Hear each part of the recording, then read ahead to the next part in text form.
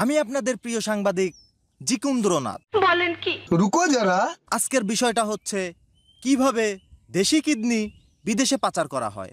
আচ্ছা, আপনারা ফেসবুকে অনেক পোস্ট পাবেন, যেমন আর্জেন্ট পাত্র চাই। পাত্রী কানাডা সিটিজেন, নাম আরিফা, বয়স 26, বৈবাহিক অবস্থা বিধবা। ভালো কথা, উচ্চতা 5 ফুট 1 ইঞ্চি, ও তাই নাকি?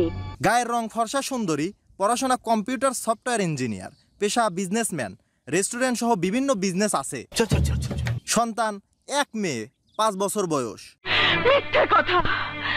পিতা মৃত্যু ডাক্তার আতিকুর রহমান, মাতা মৃত্যু হোসনে আরা বেগম, জন্মস্থান স্ট্রিট সুইট, রাজ্য প্রদেশ অঞ্চল British Columbia, zip postal code V40-216, দেশটি কানাডায়।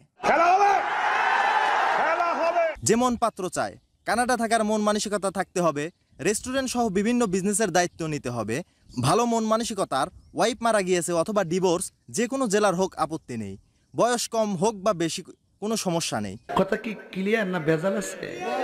পাত্রীর খরচে কানাডায় নিয়ে যাবে। এইটাও সম্ভব? কম পড়াশোনা জানলেও চলবে, তবে নিজেকে কালচারের সাথে মানিয়ে নিতে হবে। আগ্রহী পাত্রগণ সরাসরি নিচে কমেন্ট দেওয়া লিঙ্কে ক্লিক করে মোবাইল নম্বর ও ঠিকানা সংগ্রহ করুন। ধন্যবাদ।